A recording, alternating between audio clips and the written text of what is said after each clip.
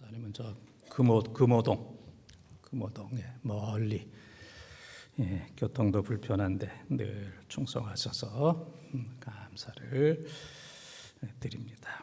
모든 사람들은 좀 잘하려고 공부도 하고 애쓰고 노력하고 또 연구도 하고 그럽니다. 근데 어떤 사람은 그렇게 해서 큰 일을 하는 사람이 있습니다. 큰 일, 아주 도움이 되는 가정에 큰 일하고 교회에 큰 일하고 또 사회에 큰 일하는 이제 그런 사람이 있는 반면에 또 어떤 사람들은 그렇게 해가지고 큰 일을 내는 사람이 있어요. 예? 큰 일. 비슷하죠? 말은 큰 일 하는 사람과 큰 일을 내는 사람이 있어. 사람들에게 상처가 되고 사람들을 힘들게 하고 어렵게 하고 나라를 어렵게 하고 교회를 어렵게 하는 이제 이런 경우들이 상당히 많이 있습니다.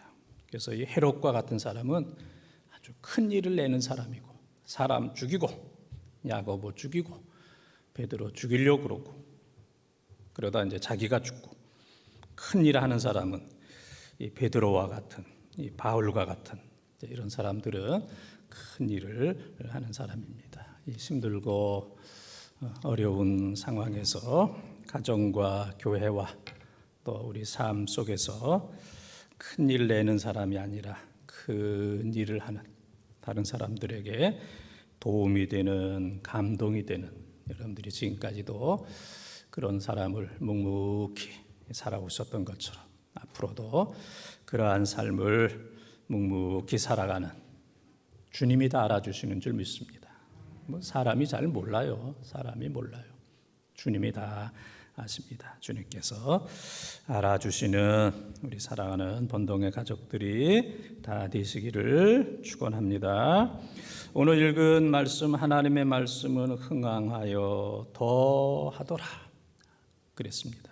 그런데 이제 하나님의 말씀이 흥왕했다 하는 이 똑같은 말씀이 이제 사도행전에 이제 3번 나오게 됩니다. 3번. 그래서 예루살렘 교회에서 7 집사를 택했을 때 하나님의 말씀이 흥왕했다. 그리고 이제 오늘 사도행전 몇 장이죠? 12장 24절. 12장 24절에 하나님의 말씀이 흥왕했다. 그러고 그다음에 또 사도행전 19장 20절에 에베소에서 마술장이가 회개했을 때 하나님의 말씀이 흥왕했다 그랬습니다. 하나님의 말씀이 흥왕하는 이러한 은혜, 우리 마음의 가정의 교회에 하나님의 말씀이 쇠퇴해지는 없어지는 이러한 비극이 아니라 하나님의 말씀이 점점 흥왕해지는 이러한 은혜가 넘치기를 바랍니다. 말씀 그러면 마태복음 13장이 생각납니다. 마태복음 13장을 우리가 비유장 그렇게 얘기해요. 예수님의 비유가 많아요. 비유가. 고린도전서 13장은 사랑장. 그 다음에 고린도전서 15장은 부활장. 부활. 그 다음에 시브리서 11장은 믿음장. 그렇게 이제 얘기하는데 마태복음 13장은 비유가 많아요. 씨 뿌리는 비유도 있고 또 하여튼 많아요. 하여튼 많아요. 그물 비유도 있고 또 진주 비유도 있고 여러 가지 이제 비유가 많아서 마태복음 13장을 비유장 그렇게 얘기하는데 13장 3절에서 9절에 보게 되면은 어떤 사람이 씨를 뿌려요. 씨를 뿌리는데 어떤 씨는 길바닥에 떨어지고 길바닥. 또 어떤 씨는 돌밭에 떨어지고 어떤 씨앗은 가시덤불에 떨어지고 또 어떤 씨앗은 옥토에 좋은 땅에 떨어진다 그랬습니다.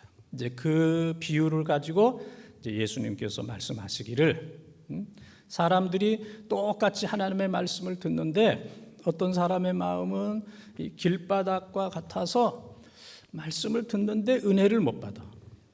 또 싹이 나질 않아. 길바닥에 아스팔트에 떨어진 씨앗처럼 말씀을 듣기는 듣고 떨어지긴 하는데 은혜도 못 받고 감동도 못 받고 믿음도 자라나지 않는 이제 이런 사람을 향하여 그 사람은 길바닥과 같은 마음이다, 그렇게 얘기해요. 또 어떤 사람에게 이제 하나님의 말씀이 떨어졌는데 돌짝밭과 같은, 그래서 말씀을 들을 때 감동도 있어요. 은혜도 받아요. 눈물도 흘려요. 그런데 잠깐 돌짝밭이기 때문에 뿌리가 깊지 못해요. 뿌리가 거의 없기 때문에 그냥 조금 자라나다가 햇빛이 쫙 비치면 그냥 말라 죽어. 그래서 하나님의 말씀을 듣고 은혜는 받는데 신앙의 뿌리가 아직 없는 사람, 신앙의 뿌리가 아직 없어서 그냥 조금만 어려움이 있으면은 그냥 신앙을 포기하고 교회를 떠나고 믿음을 떠나는 이제 그런 사람들을 돌짝밭 신앙이다, 돌짝밭과 같은 마음이다, 그렇게 이제 얘기를 해요. 그 다음에 어떤 사람들 마음에 하나님의 말씀이 떨어졌는데 은혜도 받고 또 헌신도 하고 충성도 하고 또 교회 생활도 열심히 하고 또 기도도 하고 봉사도 하는데 열매를 못 맺어. 열매를 자라나는 것까지는 하는데 열매를 못 맺어. 왜냐하면 세상 근심이 너무 많아. 세상 근심이 많고 또 물질에 대한 애착이 너무 심해. 재리에 대한 유혹, 물질에 대한 이 욕심, 유혹. 나는 돈 내는 건 난 못해. 나는 못해. 그런 거 있잖아. 나 헌금은 못해. 나는 그런 건 난 못해. 그러잖아요. 돈에 관련된 거는 난 할 수가 없어. 그러는 거. 또 세상 근심, 걱정, 염려가 너무 많아가지고 이 자라나는 것까지는 하는데 열매를 맺지 못하는 이 결정적인 순간에 열매를 맺어야 곡식이 되는데 열매를 맺지 못하는 물질에 대한 욕심이 많이 있고 또 세상 근심, 걱정, 염려가 너무 많은 이제 그런 사람은 이제 가시밭과 같다. 저 사람의 신앙은 가시밭과 같아. 저 사람의 신앙은 길바닥 신앙이야. 또 저 사람의 신앙은 돌짝밭 신앙이야. 저 사람의 신앙은 가시밭 신앙이야. 그런데 좋은 땅, 옥토, 이제 좋은 땅이 되기 위해서는 자연히 좋은 땅이 되는 게 아니고 원래부터 좋은 땅이 있는 게 아니라 돌을 골라내고 풀을 뽑고 그 다음에 흙덩어리를 부수고 그 다음에는 거름을 주고 그래야 이제 좋은 땅이 되는 거예요. 거저되는 게 아니고. 좋은 땅에 떨어진 씨는 100배, 60배, 30배. 어떤 성경에는 30배, 60배, 100배. 어떤 성경에는 100배, 60배, 30배의 열매를 맺는다. 창세기 26장에 보게 되면은 이삭이 농사 졌을 때 100배의 소득을 얻었다고 그랬어요. 이삭이 농사를 졌을 때 100배, 창세기 26장 12절 13절에 보게 되면은 100배의 소득을 얻어서 이삭이 거부가 됐다 그랬어요. 다른 사람들은 많이 해봐야 30배인데 30배 소득을 얻는데 이삭은 100배.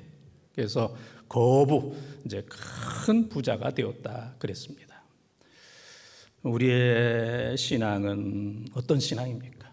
우리의 마음은 길바닥입니까? 돌짝밭입니까? 가시덤불입니까? 옥토입니까? 그래서 우리 마음을 잘 점검해서 열매를 맺는 신앙의 열매를 맺고 하나님이 기뻐하시는 열매를 많이 맺고 예? 그래서 요한복음 15장 8절에도 보게 되면 열매를 많이 맺으면 예수님의 제자가 되고 하나님께 영광이 된다 그랬잖아요. 또 갈라디아서 5장 22절 23절에도 보게 되면 성령의 몇 가지 열매? 예? 확실해요? 책임지실래요? 예, 9가지 열매를 맺는. 이 열매를 맺으려면 옥토와 같은 마음이 돼요. 옥토. 길바닥이나 돌짝밭이나 가시덤불에서는 열매를 맺지 못해요. 열매를 맺지 못하면 그건 아주 비참한 겁니다. 예? 비참한 거예요.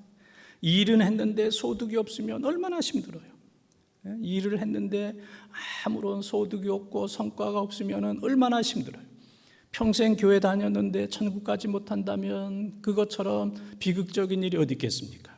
농사 졌는데 열매가 없으면 그건 아주 불행한 겁니다.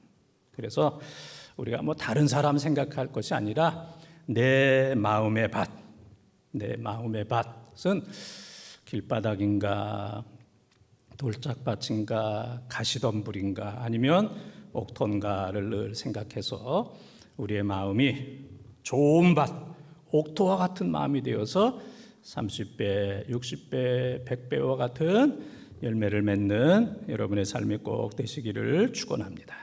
그런데 한 번 옥토 됐다고 그래서 끝까지 옥토는 아닙니다. 옥토라고 그래도 가꾸지 않으면 금방 길바닥이 돼요. 또 금방 가시덤불이 되는 거예요.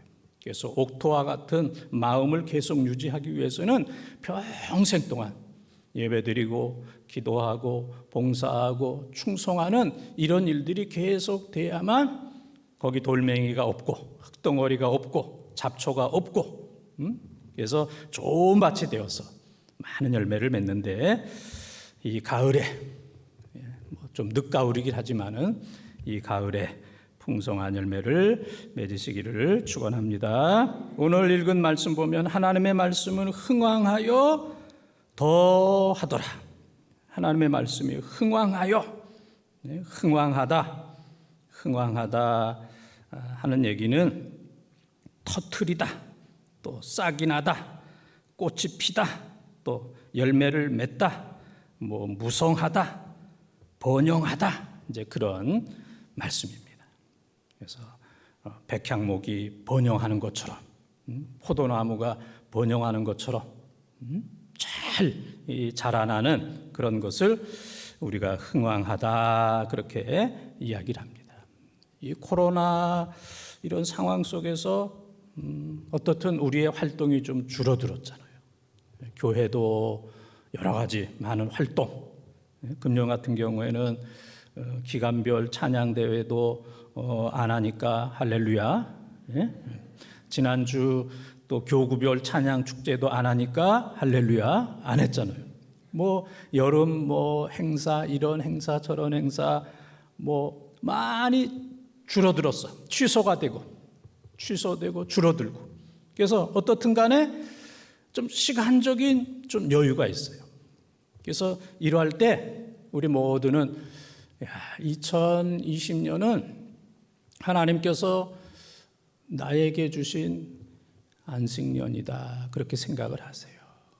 너무 그냥 힘들게 어렵게 이것도 했어야 되는데 저것도 했어야 되는데 누구도 만났어야 되는데 이런 행사도 하고 저런 행사도 하고 뭐 어디도 가고 막 그랬어야 되는데 그거 못한 거 너무 안타깝게 생각하지 말고 이스라엘 백성들은 7년에 한 번씩 안식년 7년에 1년은 안식년 그냥 쉬는 거예요. 쉬는 거. 그 다음에 안식년 7번 49년째도 쉬고 그 다음에 50년째도 쉬는 거예요. 그러니까 안식년 7번 돌아올 때는 연속 2년을 쉬는 농사도 짓지 않고 2년을 쉬는. 그래서 우리는 지금까지 살아오면서 너무 쉬지 못했어요. 그래서 억지로 그동안 너희들 너무 했었다, 너무 수고했다, 너무 행사하느냐고 너무 했었어. 여기저기 다니느냐고 너무 애썼어. 사람 만나느냐고 너무 애썼어. 네가 좀 뭐 좀 자꾸 해보려고 너무 애썼는데 그래서 네가 너무 지쳤어. 네가 너무 고갈이 됐어. 네가 지금 모든 면으로 좀 부도가 났어. 힘이 모자라. 믿음이 모자라. 기도가 모자라. 말씀이 부족해. 행사를 너무 많이 하고 행동을 너무 많이 했기 때문에 너무 많이 썼어. 너무 많이 썼어. 그래 2020년 그래 좀 쉬어라. 안식년이다. 그렇게 믿음으로 받아들이시기를 축원합니다. 믿음으로 그동안 너무 힘쓰고 애써서 그렇지 않으면 금년에 쓰러져서 죽을 사람이 많았을 거예요. 예? 너무 애써가지고 그냥 2020년에 돌아가신 분들이 엄청 많았을 거예요. 근데 하나님께서 코로나로 인해서 좀 쉬어라. 안식년, 강제적인 안식년을 주셨다. 하나님께서 나를 회복하게 하시고 나를 풍성하게 하시고 또 준비하게 하시고 하나님께서 나에게 좋은 기회를 주시는 것이다. 그렇게 생각을 믿음으로 받아들이시기를 바랍니다. 그래서 2021년에 금년에 잘 해놨던 준비했던 모든 것들을 2021년에 활동을 잘해서 금년에 못다한 풍성한 열매들이 맺혀지는 그러한 역사.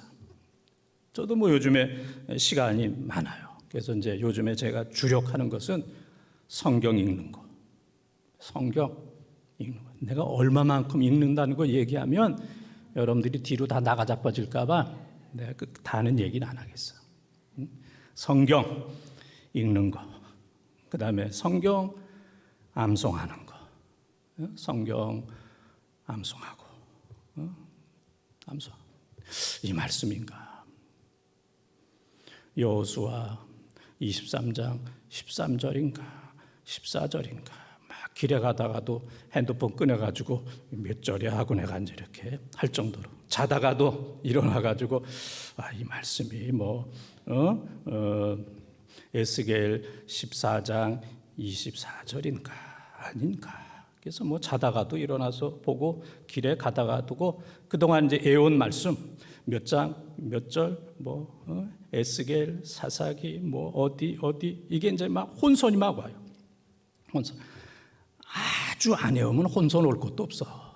에? 아주 안 외우면은 혼선 올 것도 없지만 적당히 외우면 혼선이 오고 또 많이 외우면 혼선 올 게 없어. 아주 많이 외우면 분명해지는데 그 많이 되기까지는 이 복잡해요. 혼선이 많이 와요. 그래서 하나님께서 2020년은 좀 성경도 좀 많이 읽고 또 묵상하고 또 성경 많이 암송하라 하는 이제 그런 말씀으로 또 메시지로 듣고 하나님의 말씀을 위해서 또 제가 노력을 하고 있습니다. 그래서 오늘 말씀 보면 하나님의 말씀은 흥왕하여 그랬습니다. 하나님의 말씀이 흥왕해야 돼요. 이런 은혜가 있기를 바랍니다.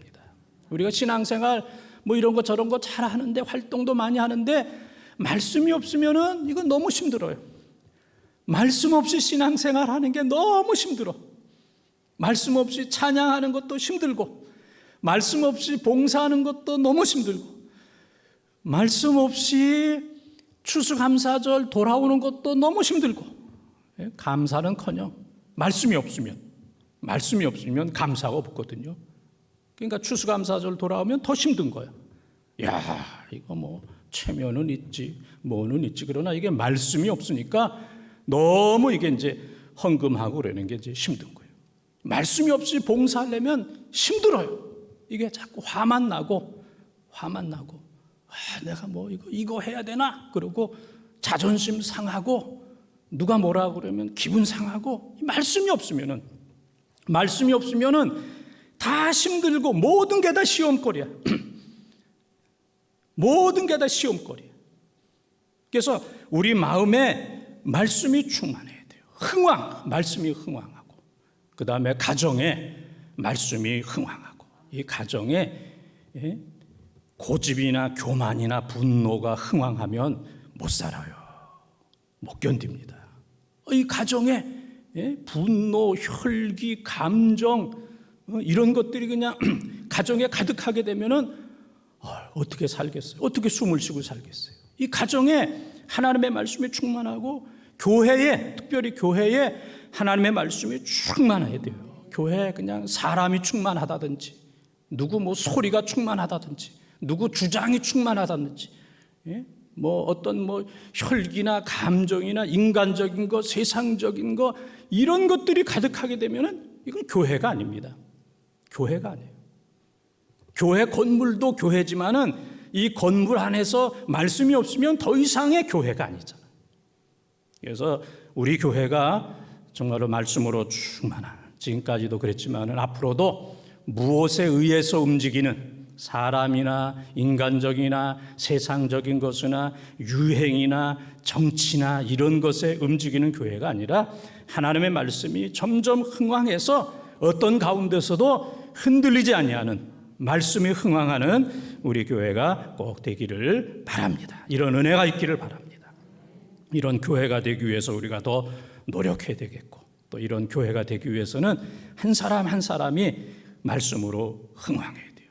그러니까 내가 어떤 사람이냐에 따라서 우리 교회가 어떤 교회냐가 결정되는 거예요.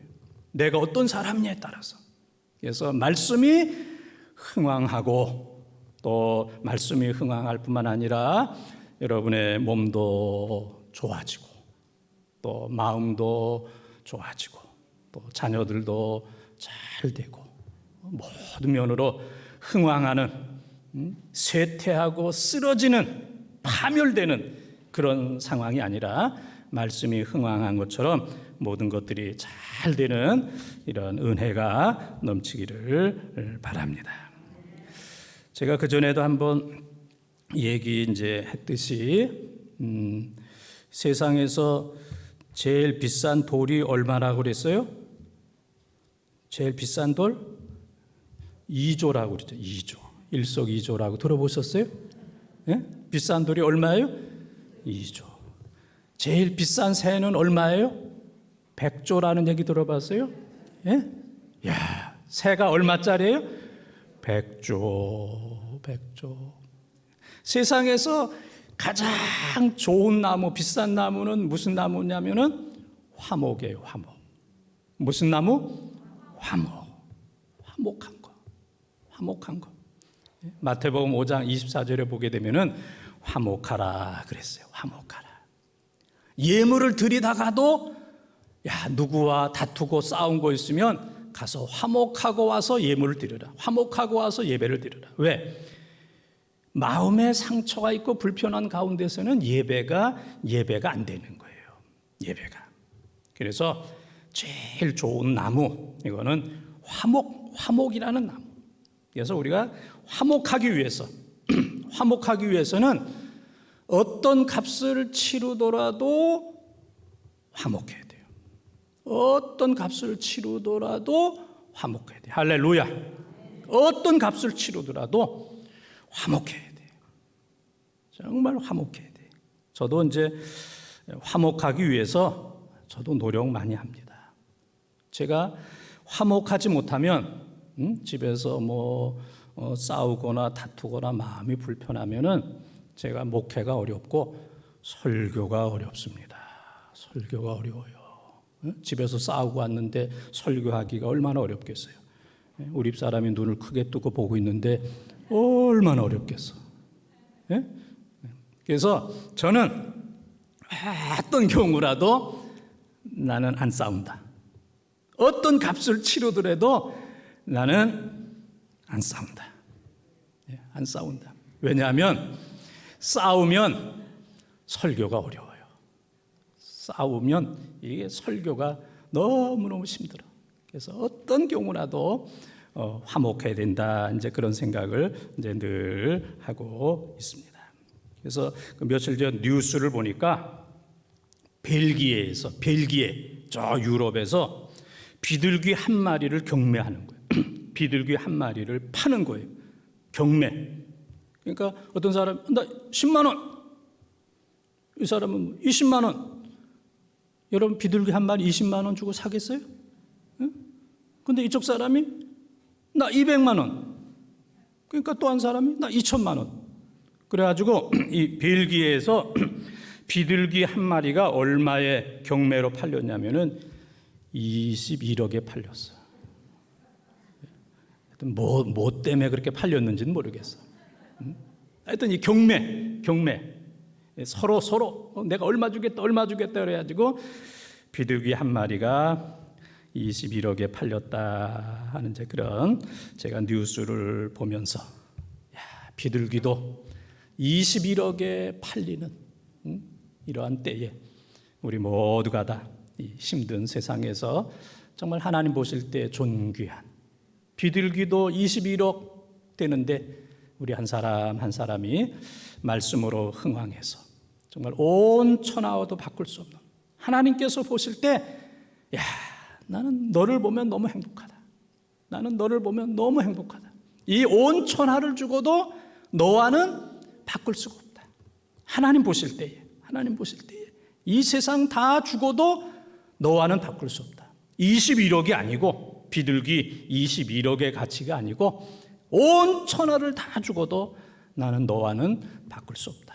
내가 사는 거, 내가 하나님 섬기는 거, 내가 봉사하는 거, 내가 충성하는 거 너무너무 아름답다. 하나님이 감동하시는 귀한 삶을 살아가는 우리 본동의 가족들이 다 되시기를 주님의 이름으로 축원합니다.